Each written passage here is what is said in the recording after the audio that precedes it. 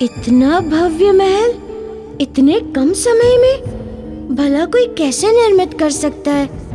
इसका अर्थ तो यही हुआ कि वो नागमणि इसी नगर सेठ के पास है। ये भव्य महल इस बात की पुष्टि करता है।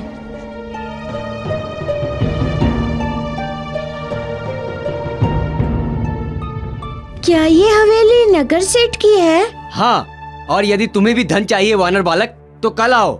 ना अभी धन मिलेगा और ना ही दर्शन। किंतु सैनिक भैया, मुझे नगर सेठ से अभी मिलना है। वो जंगल की ओर से पास वाले गांव में गए हैं। धन्यवाद। उस सैनिक ने तो कहा था कि वो नगर सेठ इसी ओर गया है और मैं आया भी तो हूँ उसी की बताई दिशा में। फिर वो नगर सेठ गया कहाँ? कहीं दिखाई नहीं दे रहा।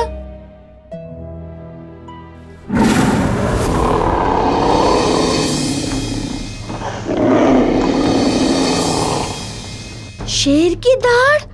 इसकी दहाड़ तो ऐसी है जैसे किसी पर आक्रमण करने वाला हो। कहीं वो नगर सेठ को अपना शिकार? नहीं, हमें चल के देखना होगा।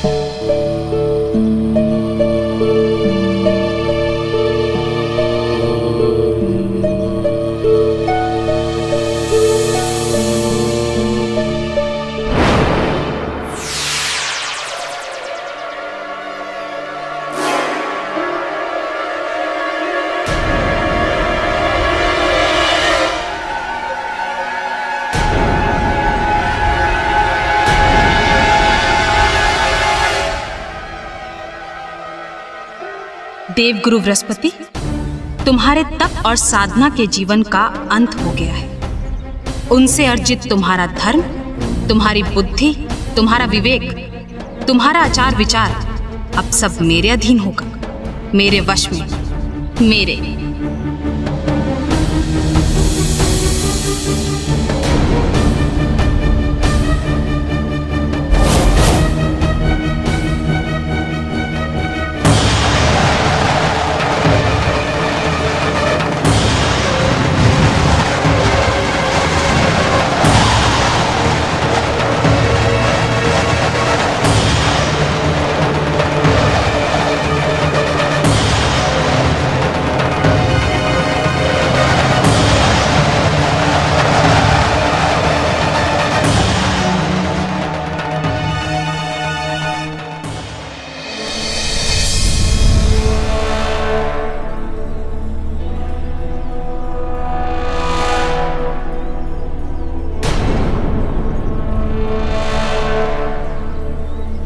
मैं यहाँ इस वन में क्या कर रहा हूँ?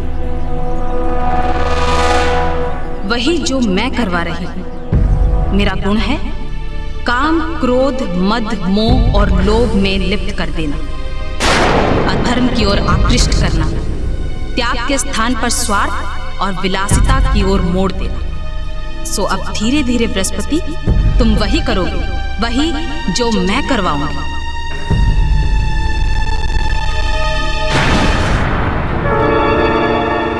मैं देवगुरु बृहस्पति स्वर्गलोक को छोड़कर इस पृथ्वीलोक पर क्या कर रहा हूँ? स्वर्गलोक का सुख और ऐश्वर्य त्याग कर मैं यहाँ पृथ्वीलोक पर नरकी जीवन जी रहा हूँ। धिक्कार है मुझ पर, मेरे देवगुरु होने पर।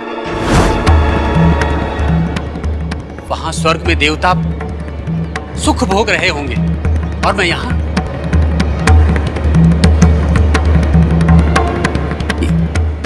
कैसे घृणित विचार आ रहे हैं मेरे मन में। देवगुरु पद की गरिमा के विरुद्ध मेरे मन में भोग और विलासिता की कामना क्यों उत्पन्न हो रही है?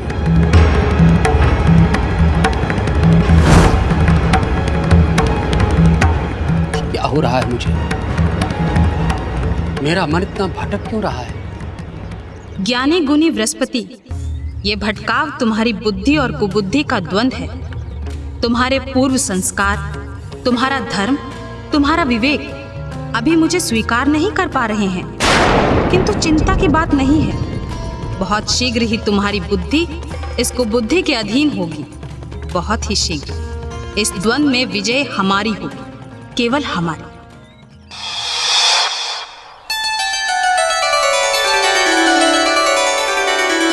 ऋषिवर, मनुष्य के अंतर में वास करने वाले धर्म अधर्म तथा पाप एवं पुण्य के बीच सदैव संघर्ष चलता है, जो सदैव मनुष्य को अनुचित कार्य करने से पूर्व चेतावनी देता है, सतर्क करता है। किंतु मनुष्य की ये प्रगति है कि वो अपने अंतःकरण की ध्वनि को सुनता नहीं है, वो वही करता है जो उसका चंचल मन कहता है। किंतु अनुचित एवं असंगत कार्य करने के पश्चात उसे ग्लानि अवश्य होती है, उसे सुख और शांति नहीं मिलती और उसे प्राप्त करने के लिए मनुष्य अधर्म की ओर आगे बढ़ता है। और यही स्थिति उस नगर श्रेष्ठ की थी। सब कुछ होने के पश्चात भी उसे सुख का अभाव था तथा शांति दूर चली गई थी उससे। तब उसने सुख एवं शांति के लिए आखेट को अपना साधन बनाया। एक दिन उसके महल पहुंचने के उपरांत मुझे पता चला कि वह आखेट के लिए वन को गया है, तो मैं अविलंब उसे खोजने के हेतु वन की ओर दौड़ पड़ा, ताकि शीघ्रातिशीघ्र मैं उससे नागमणि लेकर उस तेजस्विनी स्त्री के कुंडलों को वापस दे सकूं।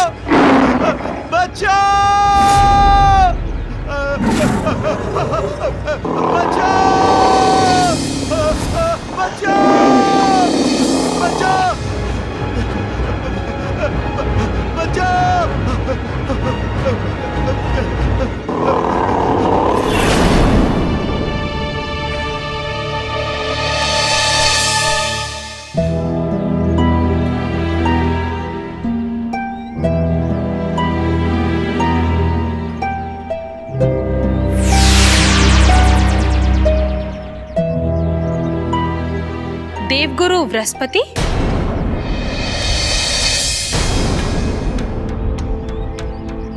हाँ, परंतु आप कौन है देवी? क्या बात है? मैं कब से देख रही हूँ, आप चिंतित और व्याकुल नजर आ रहे हैं। जहाँ तक मैं जानती हूँ, आप तो साक्षात बुद्धि के स्वामी हैं। हाँ, किंतु आप कौन है देवी? मैं आपकी मति हूँ। आप जिस दुविधा और द्वंद के भंवर में फंसे हैं, उससे बाहर आपको मैं ही निकाल सकती हूँ। आप निसंकोच कह सकते हैं आपके मन की बात। देवी, मैं असमंजस की स्थिति में घिर गया हूँ। मुझे कुछ समझ में नहीं आ रहा कि मैं क्या करूं, क्या ना करूं। क्या कहें तो सही। देवी, मेरी इच्छाएं मानो मुझ पर हावी हो रही हैं, मुझे सुख और ऐश्वर्य की ओर खींच रही हैं, जबकि मैं समझ रहा हूं कि जो विचार मेरे मन में उठ रहे हैं वो अधर्म संगत हैं, कुविचार हैं। ऋषिवर, आप तो स्वयं बुद्धि के स्वामी हैं, देवताओं के गुरु हैं। आपके मन में उठने वाले विचार अधर्म संगत नहीं हो सकते। अधर्म की इच्छा तो आ ही नहीं सकती आपके मन में। जीवन का लक्ष्य सुख प्राप्ति है, तो फिर आप क्यों सुख और ऐश्वर्य से वंचित रहें?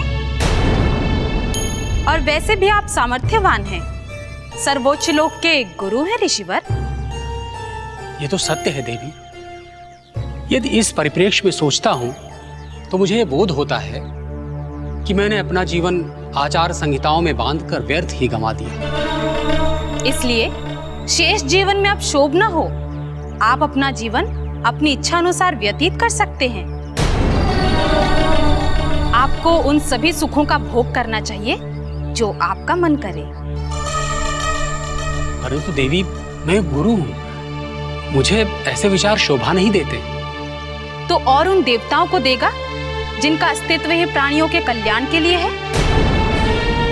वो तो देवता है, तो वो क्यों सुख, ऐश्वर्य और विलासिता पूर्ण जीवन जीते हैं ऋषिवर? ऋषिवर, मेरे विचार से आपको वही करना चाहिए जो देवता करते हैं। आपको वैसे ही रहना चाहिए जैसे देवता रहते हैं।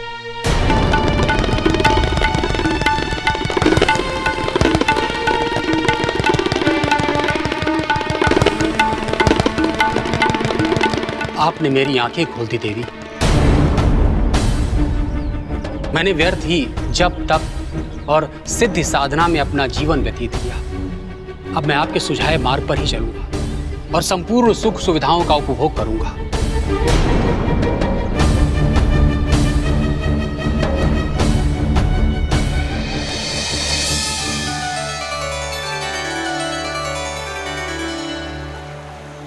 प्रभु, आपके वहां पहुंचने से पहले ही नगर श्रेष्ठ की हत्या हो गई।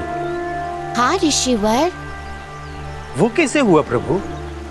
कर्मों के फल के कारण ऋषिवर।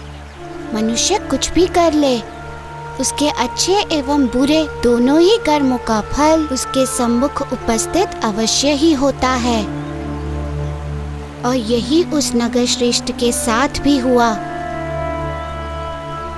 नागमणि की चोरी तुच्छ चोरी नहीं थी ऋषिवर। उसकी इस चोरी के आधार से संपूर्ण जाति, एक समस्त कुल का जीवन संकटग्रस्त हो गया था। तो इसका फल तो उसे मिलना ही था। प्राण गंवाने का फल मिला उसे प्रभु, है ना?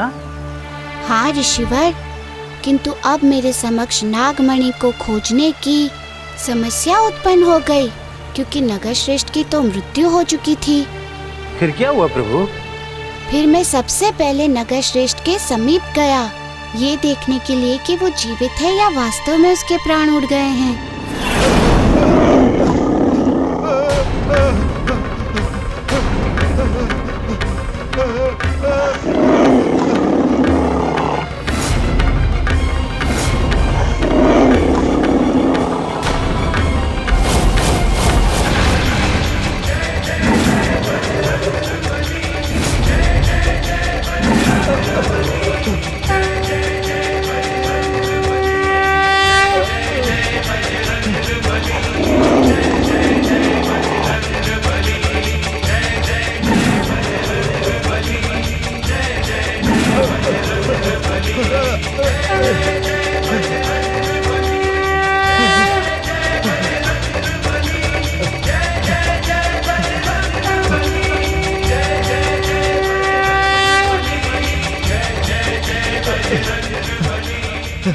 आप ठीक तो है सेठ जी? ठीक, संभवतः इसीलिए हूँ ताकि मैं अपने पापों का प्रायश्चित कर सकूं। कैसा पाप, कैसा प्रायश्चित सेठ जी? मैं बहुत बड़ा पापी हूँ वानर बालक, बहुत बड़ा कुकर्मी हूँ। अच्छा हुआ जो मुझे दंड मिला। तुम साधारण बालक नहीं हो, कृपया मुझे प्रायश्चित करने में मेरी सहायता करें। अवश्य करूंगा, बोलिए।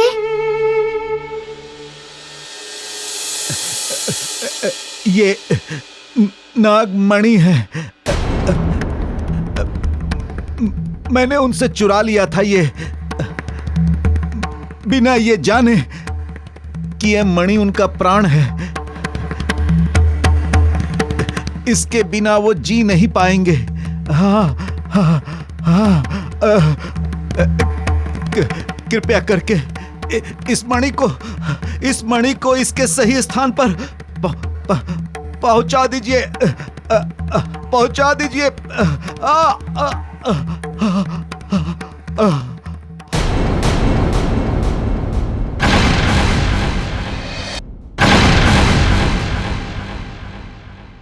लालच का परिणाम कभी सुखदायी नहीं होता।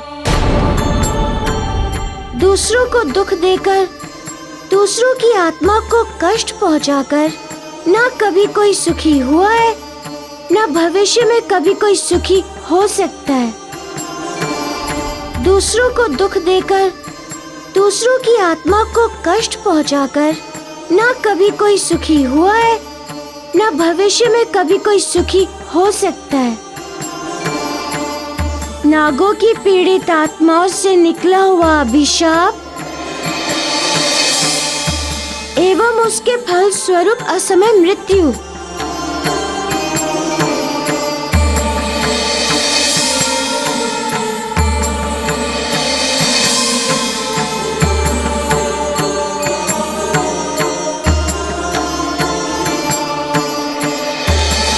गिर जाना होगा। आप धन्य हैं मारुति, धन्य हैं। आपने हमें पुनर्जीवन देकर हम पर उपकार किया है, इसके लिए हम हृदय से आभारी हैं। यदि आप हमारी नागमणि वापस नहीं लाते तो हमारा अस्तित्व ही समाप्त हो जाता। मैंने अपने ऐसे हितैषी के प्राण लेने का प्रयास किया है। मैं आपका अपराधी हूँ मारुति, मैं अपराधी हूँ आपका। नहीं नागराज नहीं, उठिए। ऋषिवर, लोभ मनुष्य का सबसे बड़ा शत्रु है, जिसके दो दो परिणाम आपके सम्मुख हैं। जी प्रभु, सत्य कहा आपने। फिर उसके बाद क्या हुआ प्रभु?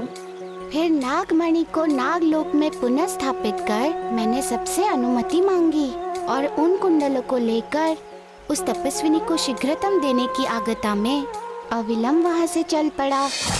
माता, ये रहे आपके कुंडल, लीजिए, अब आप इन्हें ग्रहण कीजिए।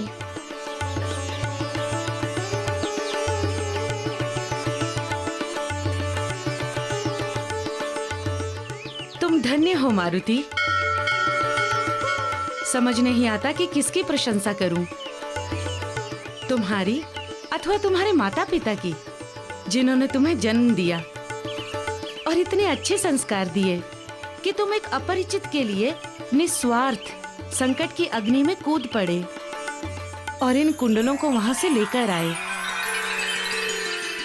आप बस आशीर्वाद दीजिए माता कि मैं शीघ्र सिद्धि लोक पहुंच जाऊं। अब मार्ग में कोई अड़चन ना पड़े, बस। वो तो तुम अवश्य पहुंचोगे पुत्र, मैं आशीर्वाद देती हूँ।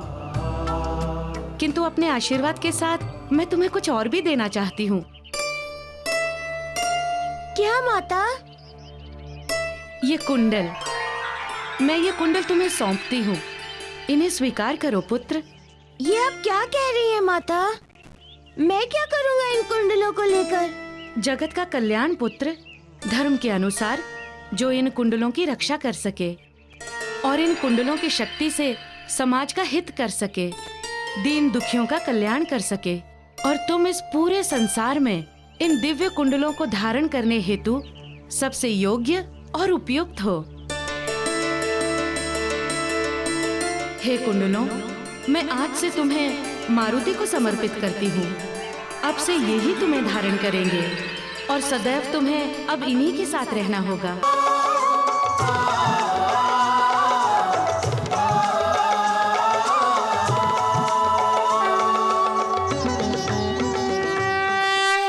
अब से लोग कानन कुंडल कुंचित केशा के व्याख्यान से तुम्हारा गुणगान करेंगे।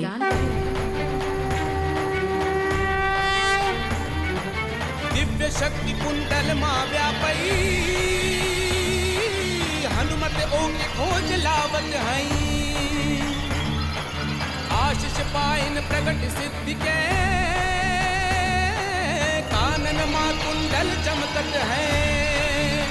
ओ कानन मां कुंडल चमकत है,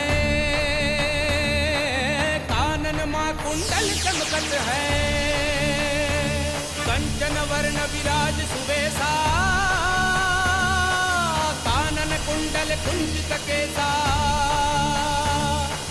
कानन कुंडल कुंजित केसा, कानन कुंडल कुंजित केसा, कानन कुंडल कुंजित केसा, कानन कुंडल कुंजित केसा, कानन कुंडल कुंजित केसा, कानन कुंडल कुंजित केसा, कानन कुंडल कुंजित केसा, कानन कुंडल कुंजित केसा, कानन कुंडल कुंजित केसा, कानन कुंडल कुंजित केसा।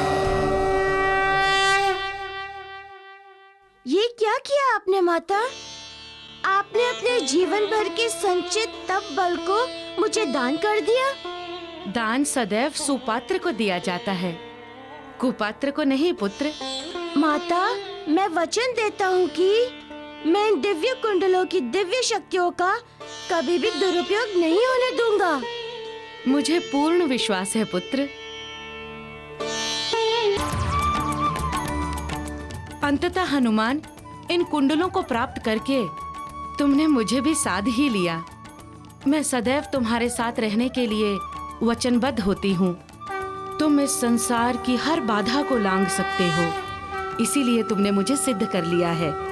अपने कर्तव्य और धर्म पालन करने के लिए तुम किसी भी सीमा तक जा सकते हो।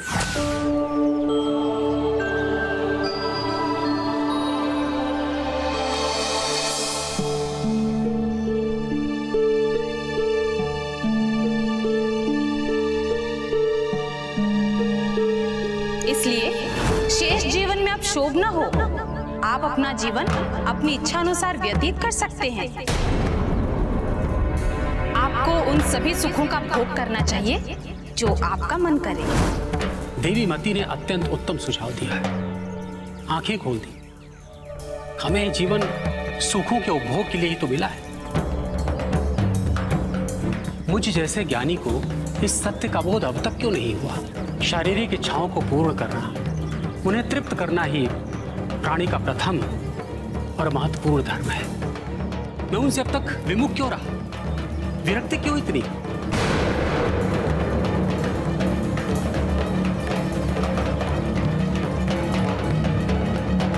सच्चे अर्थों में अब मुझे समझ में आया है धर्म का अर्थ। अपनी इच्छाओं की पूर्ति और अपने सुखों के लिए जीना ही सच्चा धर्म है।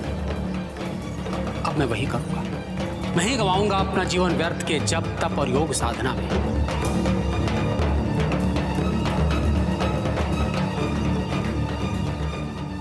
देवर्षि, देव गुरु बृहस्पति पर तो कुबुद्धि पूर्ण रूपेण प्रभावी हो गई है।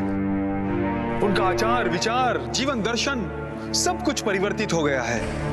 हाँ इंद्रदेव, और सबसे बड़ी चिंता तो ये है कि गुरु बृहस्पति के मन में धर्म की परिभाषा ही बदल गई है।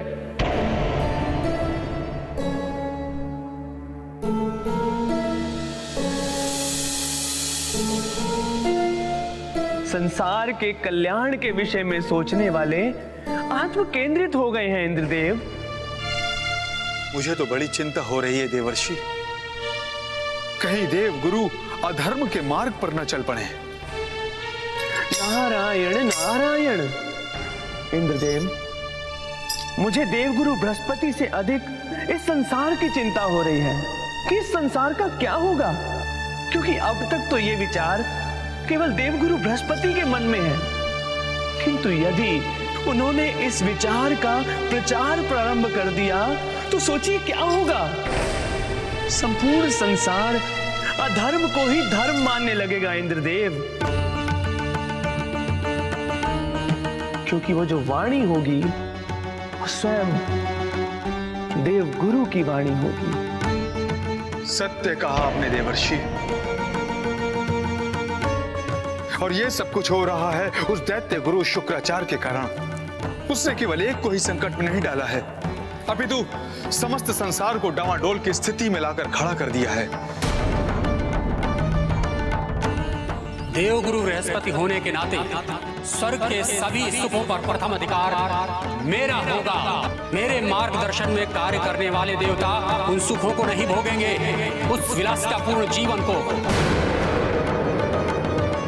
अप्सराएं अब केवल मेरे लिए नृत्य करेंगी। पारिजात पुष्प की सुगंध सर्वप्रथम मैं लूंगा, अन्य कोई नहीं। अब कोई वर्जना नहीं, कोई वंचना नहीं। उचित मार्ग पर अग्रसर हो बृहस्पति। उचित विचार फूट रहे हैं तुम्हारे मन में। यही तो है मेरा प्रभाव। यही तो मैं चाहती थी कि मैं आऊं और तुम अन्य मनुष्यों की भांति अभिमानी, विलासी, इंद्रिय सुख के पीछे भागने वाले बन जाओ, और जो मैं तुम्हें बनते हुए देख रही हूं।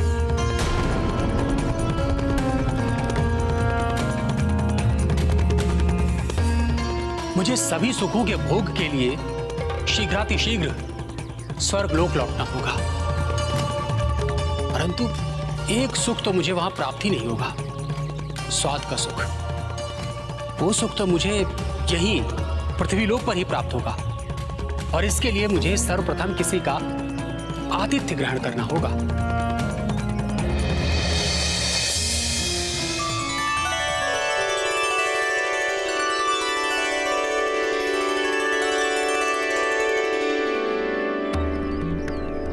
अपमान, घोर अपमान! किसका आश्रम है ये? कौन है यहाँ का स्वामी? क्षमा गुरुदेव, क्षमा क्षमा गुरुदेव, क्षमा कीजिए गुरुदेव, ये आश्रम हमारा है।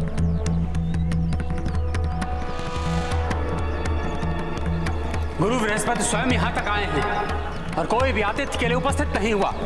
क्षमा बृहस्पति, क्षमा। हम अकिंचन को क्षमा कीजिए। आपके आने की सूचना न मिल पाने के कारण ये भूल हुई हमसे। मूर्ख ऋषि, तुम्हारे कहने का यह अर्थ है कि मुझे आने से पहले तुमसे अनुमति लेनी चाहिए थी? नहीं नहीं गुरुदेव, मेरे पति के कहने का आशय ये नहीं था। ये तो हमारा परम सौभाग्य है कि आप हमारे आश्रम में पधारे। हाँ गुरुदेव, आपके आने से हम धन्य हो गए। पधारिए गुरुदेव, पधारिए, हमारा आतिथ्य स्वीकार कीजिए।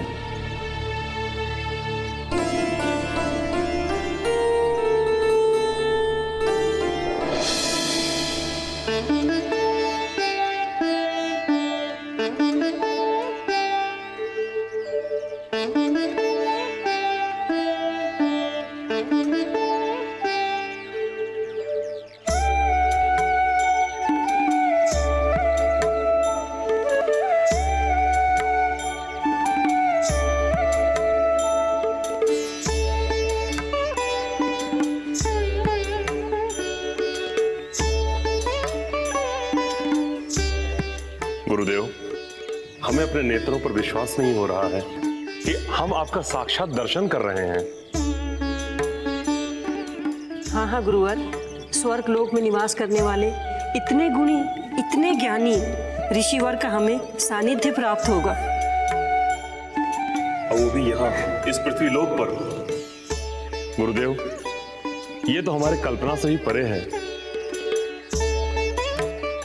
आपके चरण रज इस कुटिया में पड़े हमारी कुटिया धन्य हो गई गुरुदेव। हाँ गुरुदेव, हम पवित्र हो गए, और यदि हमारे कोई पाप होंगे तो आज कट जाएंगे।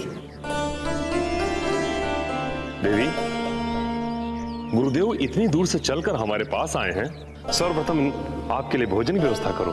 मैं अभी लाई भोजन, अभी लाई। गुरुदेव, मेरे जीवन में आज का ये क्षण सदा अविस्मरणीय रहेगा। आपके साथ सत्संग का ये शुभ अवसर बिरले ही ऋषियों को प्राप्त होता है। आपके साथ ज्ञान की चर्चा करके मेरा जीवन सफल हो गया गुरुदेव। आज ईश्वर की असीम कृपा है मुझ पर।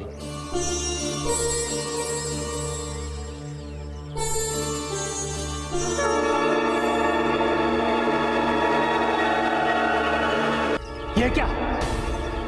देवगुरु बृहस्पति के लिए रूखा सूखा बेस्वाद भोजन? अपमान, घोर अपमान! त्रुटि के लिए क्षमा करें गुरुदेव, क्षमा करें, परंतु हम ऋषियों का भोजन दिया ही है गुरुदेव। हम ऋषि लोग भोजन स्वाद के लिए कहां खाते हैं? हम लोग तो जीवन यापन के लिए खाते हैं। तप और त्याग के जीवन में स्वाद विष के समान होता गुरुदेव। ऋषि, मुझे ज्ञान देने का प्रयास मत करो। ये तुम्हारे अंदर मेरे आतिथ्य की क्षमता नहीं है, मुझसे स्पष्ट कहो। यह अवसर मैं किसी और को दूंगा। गुरुदेव, गुरुदेव क्षमा करें, और हमें आज्ञा दें कि आपको क्या पसंद है, क्या भोजन करेंगे आप? मैं आपके लिए वही परोसूंगी गुरुदेव। मुझे सुस्वादु भोजन कराओ। सुस्वादु भोजन गुरुदेव?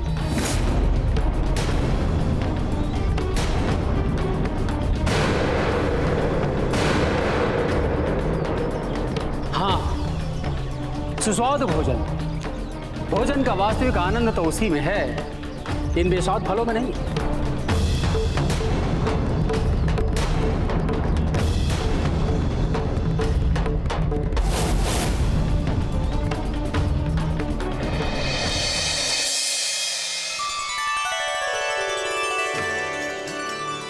ऋषिवर, इस संसार में प्रत्येक कार्य का एक ठोस कारण होता है। ऋण कुछ भी नहीं होता। सृष्टि के प्रत्येक कार्य में कल्याण छुपा हुआ होता है। जब कोई व्यक्ति दुख भी उठाता है तो उसके इस कष्ट के पीछे अनेकों व्यक्ति का सुख छुपा रहता है। ये अलग बात है कि वे सुख अथवा दुख का कारण हमें दृष्टिगोचर नहीं होता। मैं इसे आपको एक उदाहरण के माध्यम से समझाता हूँ। जी प्रभु। सत्य तो ये है कि आपको अपने पूर्व कर्मों के कारण कष्ट सहना पड़ा, किंतु आपके उस कष्ट सहने का सुखद एवं कल्याणकारी परिणाम ये हुआ कि आप मेरे सम्मुख अष्ट सिद्धि की कथा का श्रवण करने आए हैं। तो हुआ ना कल्याणकारी परिणाम? हाँ प्रभु।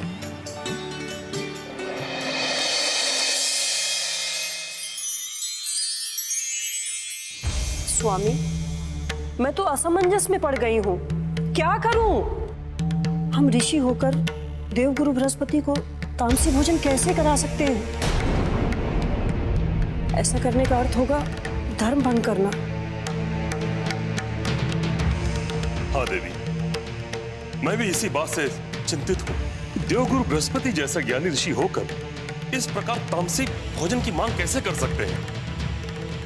ऋषियों के लिए स्वाद शत्रु के समान है, फिर ये कैसे? मुझे तो विश्वास ही नहीं हो रहा है। किंतु विश्वास का प्रमाण तो सामने है स्वामी। आज तक संसार में जो नहीं हुआ है, आज वो हमारे सामने उपस्थित हो गया है। हमारे धर्म ने हमें धर्म संकट में डाल दिया है। सत्य कहा आपने स्वामी। यदि हम देवगुरु बृहस्पति के इच्छा अनुसार उन्हें तामसी भोजन देते हैं तो यह हमारे धर्म के खिलाफ होगा।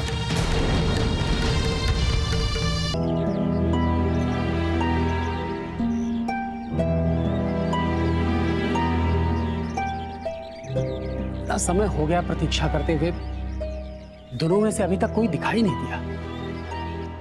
यदि हम उनको उनकी इच्छा अनुसार तामसी भोजन नहीं देते तो यह हमारे अतिथि धर्म का अपमान होगा। किंतु दोनों परिस्थितियों में धर्म का अपमान तो हो रहा है स्वामी। कुछ समझ में नहीं आ रहा है किस धर्म का पालन करें और किसका ना करें। हाँ देवी, मैं भी इसी बात से चिंतित हूँ, परंतु इसका निर्णय हम अकेले नहीं ले सकते हैं। तब आइए, हम पिछले द्वार से निकल चलते हैं। धर्म भंग होने से बचने का ये एकमात्र उपाय है। आइए।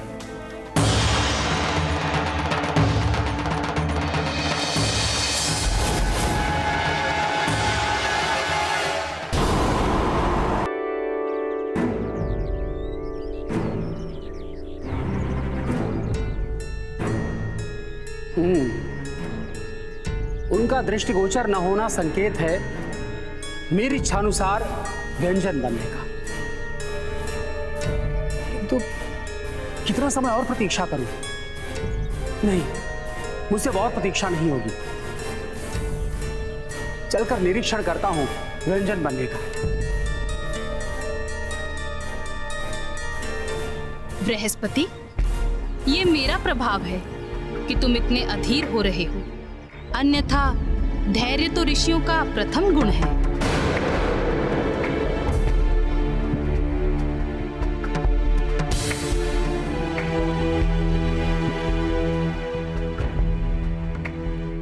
ये तो मेरा अपमान है, घोर अपमान। तेरा सत्कार करने के बदले दोनों भाग खड़े हुए। ऋषि, तुमने बृहस्पति का अपमान किया है, इसका दंड तुम्हें मिलेगा, अवश्य मिलेगा।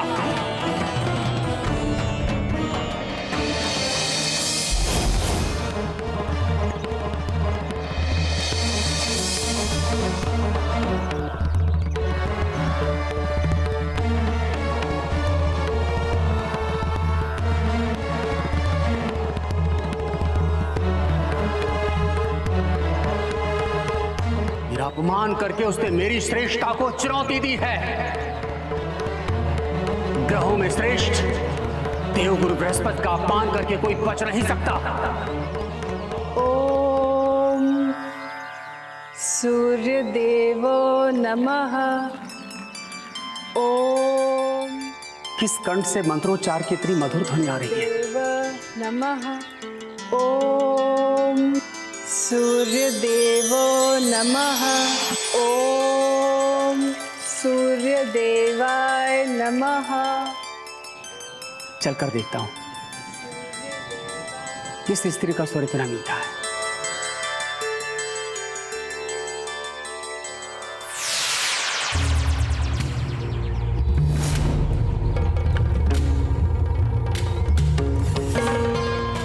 बृहस्पति, ये तुम्हारा स्त्री के धर्म के प्रति आकर्षण नहीं है। आकर्षित हुए हो तुम उस स्त्री की मधुर ध्वनि के प्रति। ये तुम्हारी आसक्ति है। ओम सूर्य देवाय नमः। ओम सूर्य देवाय नमः। ओम सूर्य देवाय नमः। ओम सूर्य देवाय नमः।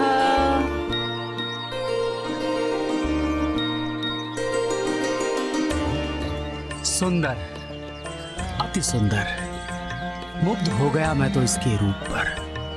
ओम सूर्य देवाय नमः। ओम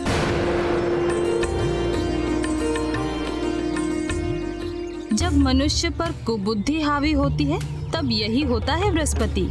धर्म को छोड़कर वो काम की ओर आकृष्ट होने लगता है, जैसा कि तुम हुए हो। हाँ बृहस्पति, तुम्हारे अंदर भी काम ने जन्म ले लिया है। ओम सूर्य देवाय नमः।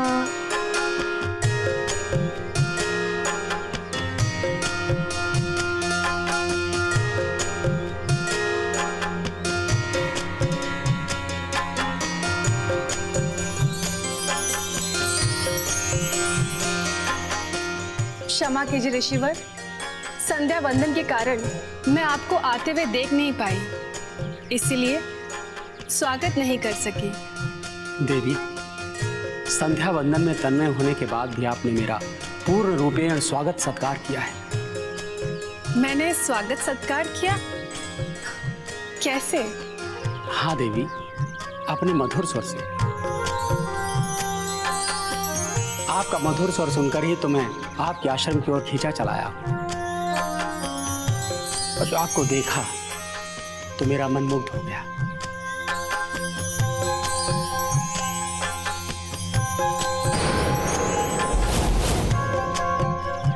इस आश्रम में आकर के बहुत शांति मिली है। इससे अधिक और स्वागत क्या होगा? आप बहुत ही वाक्पटु है ऋषिवर, तथा ज्ञानी भी। किंतु क्षमा कीजिए, मैं अभी तक आपके परिचय से अनभिज्ञ हूँ। मैं हूँ देवगुरु बृहस्पति। प्रणाम गुरुदेव। देवगुरु बृहस्पति, और वो भी मेरे आश्रम में। मेरा जीवन सफल हो गया। मेरे वर्षों की तपस्या आज सफल हुई है गुरुदेव। ईश्वर मेरे इस त्याग का इतना बड़ा फल देंगे, मैंने स्वप्न में भी नहीं सोचा था। देवगुरु, कहिए मैं आपकी क्या सेवा करूं? देवी, मैं भूखा हूँ, संध्या भी हो चली है। आपके आश्रम में ही विश्राम करूंगा और आपके हाथ का बना भोजन खाऊंगा। मेरा परम सौभाग्य गुरुदेव, मेरा परम सौभाग्य।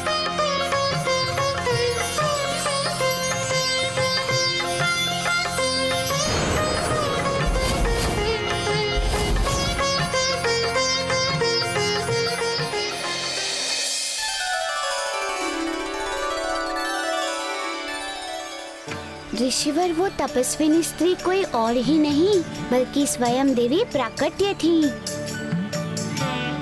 और मुझसे प्रसन्न होकर उन्होंने अपने सिद्ध कुंडलों को मुझे प्रदान किया। प्रभु, इस पावन कथा के श्रवण के पश्चात तो मुझे यही समझ में आ रहा है कि यदि मनुष्य अपने सच्चे हृदय तथा निस्वार्थ भाव से अपने जीवन को इस संसार की भलाई के लिए समर्पित कर दे तो उसे इस संसार के प्रत्येक सुख, शक्ति तथा पुण्य अवश्य प्राप्त होंगे। बिल्कुल सत्य कहा आपने ऋषिवर। सुसंचार एवं परिवर्तित के लिए समर्पित कर देना ही जीवन है। जब मनुष्य इस संसार में विलीन हो जाता है तभी वो सच्चे अर्थ में धर्म को धारण करता है। और मनुष्य जब केवल अपने सुख के लिए कार्य करता है तब वे पाप का भागी बनता है, जैसा कि दस्युओं ने किया था। प्रभु, मेरा ये अनुभव कहता है कि अष्ट सिद्धि की कथाएं अत्यंत पावन तथा पुण्यदायी हैं, क्योंकि अब मेरा हृदय पूर्ण रूप से शांत तथा पवित्र हो चुका है।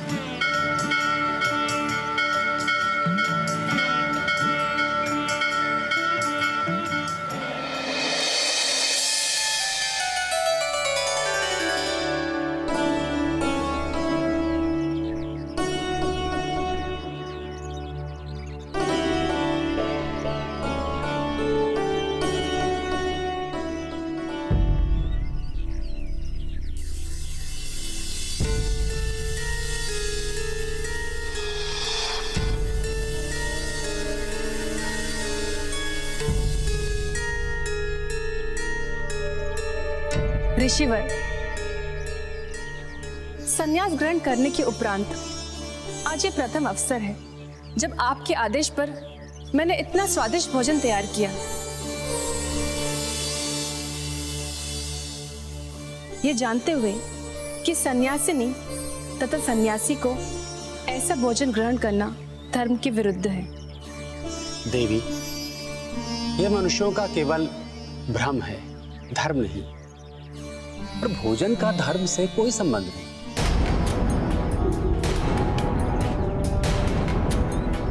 भोजन ऐसा होना चाहिए जिससे मन तृप्त हो, जिसे ग्रहण करने के बाद आनंद की अनुभूति हो। और हम जैसे ऋषियों के लिए तो सुस्वादु भोजन अति आवश्यक है।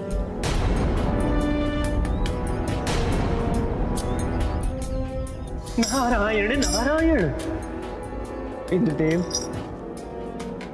कुबुद्धि के प्रभाव में आकर देवगुरु कैसा ज्ञान दे रहे हैं? धर्म के स्थान पर अधर्म की स्थापना। मैं तो उनकी बातें सुनकर हतप्रभ हूं देवर्षि। देवगुरु होकर वो स्वाद की बातें कर रहे हैं। स्वाद की, उस स्वाद की जो ऋषि और मनीषियों के लिए शत्रु से भी बढ़कर है। नारायण नारायण। इंद्रदेव, जब बुद्धि कुबुद्धि हो जाए तो भाषा यही निकलती है। प्रतीत होता है कि कुबुद्धि को आज बृहस्पति देव का धर्म भ्रष्ट करने से कोई नहीं रोक पाएगा।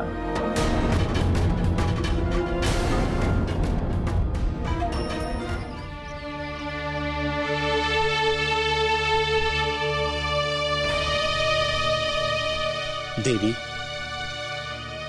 आप अति सुंदर हैं। मेरा मन आप पर मुग्ध हो गया है। मैं आपसे विवाह करना चाहता हूं। मैं आपसे विवाह करना चाहता हूं।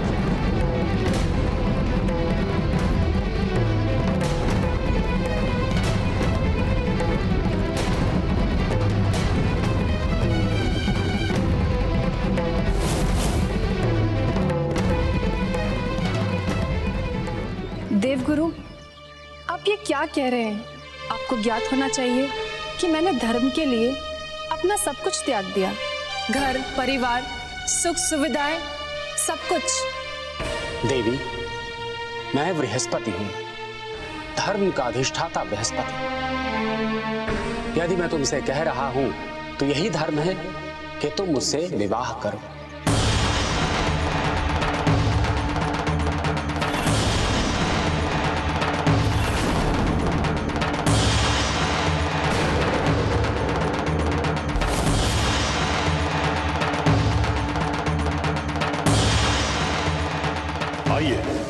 ये देखिए, ये वही पाखंडी है जो स्वयं को देवगुरु बृहस्पति कहता है, परंतु बातें अधर्म की करता है। मूर्ख ऋषि, अच्छा हुआ तो स्वयं मेरे सम्मुख आ गया। मैं तुझे ही खोज रहा था। मेरा आतिथ्य स्वीकार करने का दंड मैं तुझे भस्म करके दूंगा। ठहरिए ईश्वर, हम नहीं जानते कि आप कौन हैं, परंतु आप स्वयं के बृहस्पति होने का दावा कर रहे हैं।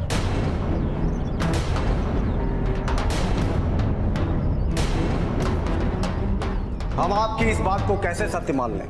क्या प्रमाण है आपके पास आपके इस कथन का? आप लोगों का तात्पर्य क्या है? हम आपसे शास्त्रार्थ करना चाहते हैं, और यदि आपने हमें शास्त्रार्थ में परास्त कर दिया तभी हम ये मानेंगे कि आप देवगुरु बृहस्पति हैं।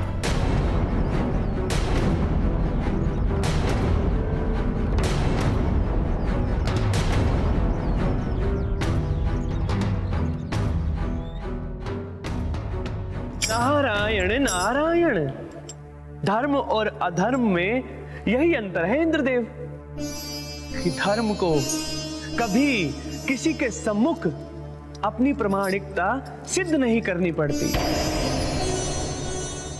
किंतु अधर्म को सदैव परीक्षा देनी पड़ती है।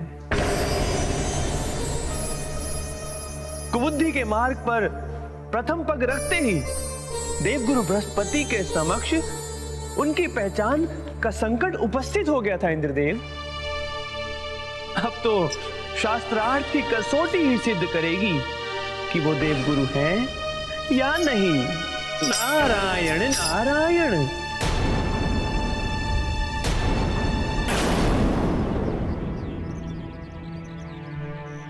ऋषिवर, आपने बृहस्पति को शास्त्रार्थ की चुनौती दी है। उस बृहस्पति को जो वेदों का ज्ञाता है, धर्मज्ञ है, देवों का गुरु है। आपकी ये चुनौती हमें स्वीकार है। पूछिए, प्रश्न पूछिए, कीजिए शास्त्रार्थ, हम तैयार हैं। ऋषिवर, आप स्वयं को देवों के गुरु, धर्मज्ञ तथा धर्म की रक्षा करने वाला मानते हैं, लेकिन कार्य तो सारे आपने अधर्म के किए हुए। सुस्वाद भोजन से लेकर विवाह के प्रस्ताव तक, क्या यही धर्म है? हाँ, यही धर्म है। अनर्थ, ये घोर अनर्थ है। शांत, शांत हो जाइए। पहले मेरी पूरी बात सुन लीजिए, तत्पश्चात कोई निर्णय कीजिए।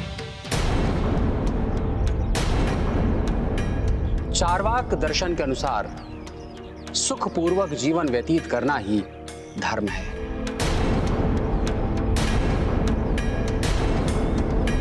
मुझे एक बात बताइए, ईश्वर ने मनुष्य को इंद्रियां क्यों दी हैं? ताकि उनसे सुख प्राप्त कर सके। यदि त्याग और तपस्या जीवन का धर्म होता तो वो मनुष्य को इंद्रियां देता ही नहीं। यदि स्वाद का महत्व नहीं होता तो प्रकृति में सब कुछ का स्वाद एक जैसा होता। यदि अवलोकन का महत्व नहीं होता तो हमें नयन नहीं देता, प्रकृति में मनोहारी रंग रूप नहीं देता। इसी प्रकार कर्ण तथा शेष इंद्रियां हैं। सब इंद्रियों का महत्व है क्योंकि हम उससे सुख प्राप्त कर सकें।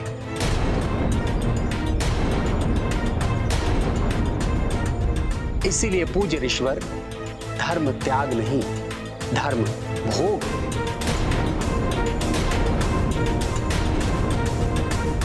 जब मनुष्य इस संसार को सच्चे अर्थों में भोग लेता है तभी उसे समाधि मिलती है, मोक्ष मिलता है, अन्यथा नहीं।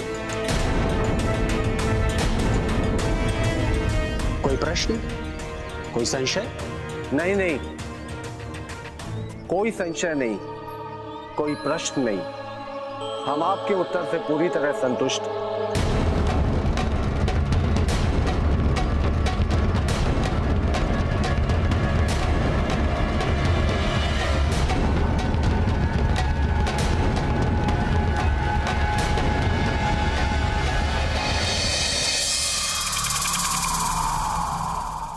कुबुद्धि, मैं तुमसे प्रसन्न हूं, क्योंकि जिस कार्य को बड़े से बड़ा असुर नहीं कर पाया, तुमने बड़ी सहजता से ही कर दिखाया।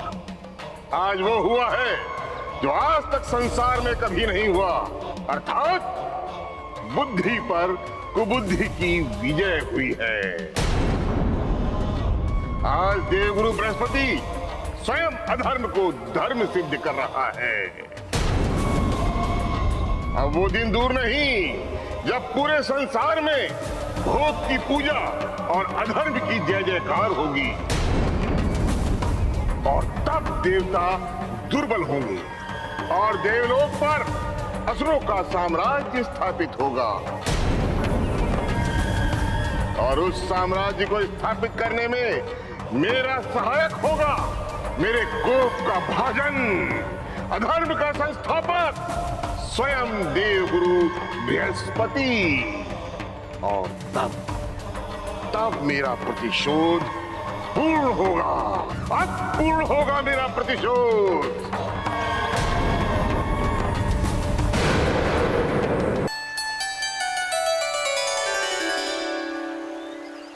ऋषिवर, आपने अपने मन, वचन एवं कर्म तीनों के साथ पूर्ण श्रद्धा एवं निष्ठा दोनों के साथ अष्ट सिद्धि कथाओं का श्रवण किया।